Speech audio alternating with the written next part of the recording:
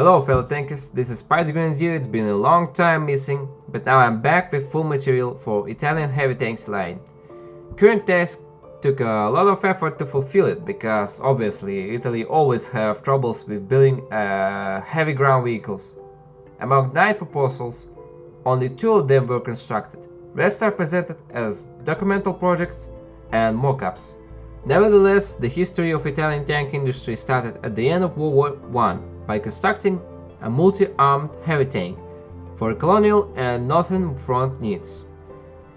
So we can't say this country doesn't need or unable to develop and produce own heavy ground units. Sad to admit, but we're dealing with same mentioned problems as for tank destroyers and light tanks. Acute shortage of military command interest and funding, limited funding. So engineers had to work in unpleasant conditions, yet they succeed in completing a lot of original and interesting designs. Most of this branch dedicated to an era of pre-war and early World War II period experiments. Only top tiers are disposed in a distant post-war period, when the Italian military industry starts to restore. Among dominant properties of the branch, I can mention decent weaponry and mobility, with mostly poor armor, on the other hand. And we will finally start the first part of the branch. Contemporary to FT-17 and British Mark tanks, Fiat 2000 was developed in 1917 for unequal tasks of pushing enemy lines, while covering ground sector with own MG points. However, his production had faced many nuisance, and only 2 units of 50 pieces order were completed. Being a heaviest tank on the period of World War I, it hasn't participated itself, but prototype-centered service in the colonial conflict of Libya. None of 2 tanks reliably survived till nowadays. But I'm happy to inform you that the working sample of this tank is being redeveloped in metal by the enthusiastic organized group with the government support. You can find the requisites on the official forums of Italian tanks.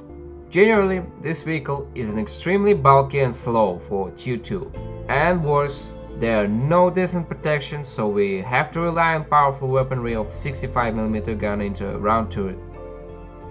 With -10 lowest depression degree, which is not actually that bad. On the other hand, high firing point could allow it to fire from some obstacles while covering its body. Having this behemoth on the second tier could turn him into the center of any battle. A new heavy tank program had been launched in the 1930s by a military command parallel to a medio-type development, M11, M13, and so on.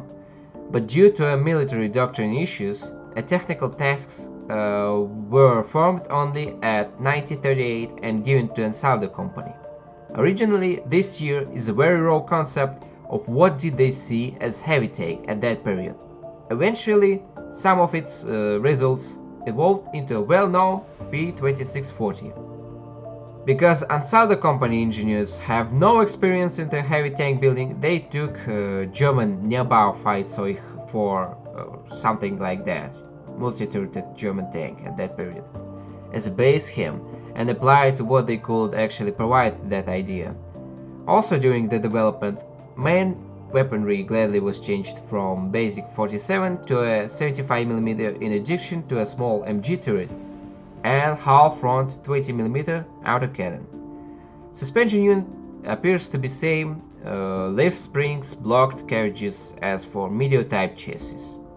So this tank was made as a multi-turret good mobility vehicle with variable weaponry.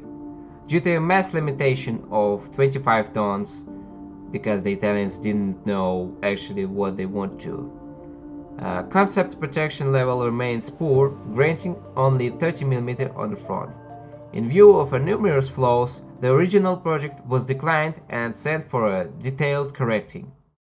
Before Italy joined World War II in 1940, Mussolini had ordered to immediately start a heavy tank production. Sources mentioning military order from 100 to 500 samples of P-75. I don't know actually which version. However, things were far from being simple these times. Project mass raised to the range of 28-32 tons and numerous changes has been performed. For example, 20mm autocannon was moved into turret to join with enforced 75mm main weaponry, while the MG turret transformed into hull MG points. A solid list of proposed engines provides a good mobility options for that intermediate stage of project. Protection level raised up a bit with 40mm in front and 50 for turret. Still almost nothing. Total shape of P75 become modest for 1940, but unfortunately technical situation also required a next step of correcting. At the middle of 1941 project development split it into two parts, P75 Coloniale and P75 Celery. Main difference lies into hull scheme and project mass. Celery was affected by meteor-type experience and mostly repeated as a larger version. Lately it would transform into a P2640 prototype. Coloniale remains similar to a 1940 stage but with simplified and expanded hull, granting more potential for long-barreled main weaponry. Compared to a 1940 stage, project mass has been slightly decreased due to a lowered hull scheme with a small armor grow to a 50mm front total. Engine list stays quite the same variety with highest power in 460 HP. Sadly, but after the 1941 military command cancelled the heavier version, leaving only lightened to move into a medium P2640 tank, so it would be logical to bound medium tank branch and heavy tanks branch by this point, by the tier 5. With P75 project finished, we're going to make a time twist into early 1930s, when the ambitions of the Italian military command wasn't bounded by situational limitations. Started in 1932 by Ansaldo Company before the ordering of P75s. GL4 project was intended to replace overaged Fiat 2000s and mostly to be sold for foreign countries like USSR. Sources mention GL4 project to be a multiple mass version of tank from number 1 as light one to 4 as heavy and ultra heavy versions. So we'll pay attention to a heavy version presented here. With project mass in 32 tons, this sample was influenced by World War I experience, and its extremely original suspension unit seems to be adapted for an obstacle crossing. Also, I'm not sure about weaponry.